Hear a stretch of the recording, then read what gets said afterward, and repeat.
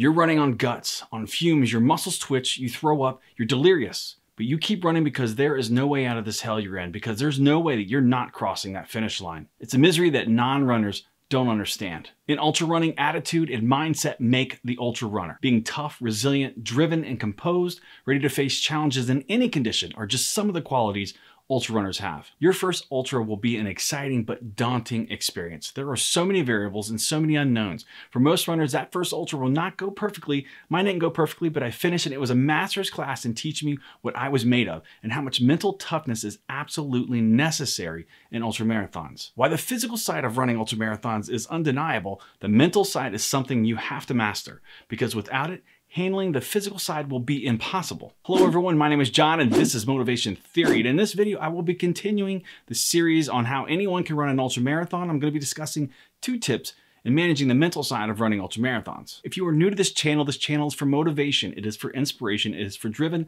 like-minded people to explore topics like ultra running, middle age, YouTube, and pretty much anything in Maslow's hierarchy of needs. If that sounds like your kind of thing, this channel is for you. Please make sure you click that red subscribe button and the bell so you get notifications each and every time I release new content. Also, if you find my content valuable, please consider partnering with me on Patreon to get more exclusive content and access to discussions directly with me and the Motivation Theory community. The link will be in the comments and description below. Now, keep in mind, while these tips seem very simplistic, they are very real issues and you should pay very close attention to them. Number 1, be prepared to spend lots of time alone.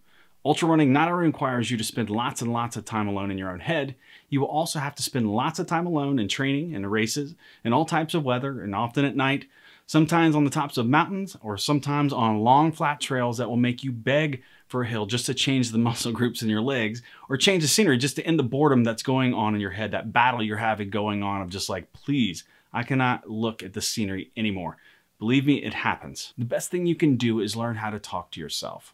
Learn how to talk yourself through the bad spots, learn how to be mentally tough enough to be on the edge of breakdown and be alone and still be able to talk yourself down off the edge. This is why I run as many hours on a treadmill as I do on the trails. Well, it's some of the reason. I like being married and hanging out with my family sometimes, so I have to kind of have a healthy balance there. But I always figured that if I could run 7 or 8 hours on a treadmill with no music or no TV, I can pretty much run anything. But really, it is a game changer to have a pacer or to buddy up with someone while running an ultra marathon. So when you can, take advantage of it. But remember, you're running your own race, not someone else's, so be prepared to go solo at any point. It happens all the time. I've been in races where I've hooked up with someone and I started feeling bad and they had to take off without me. I mean, I ended up catching them later on, but it's kind of disheartening if you get really locked in on someone. You're like, oh, I have this someone for the rest of this race.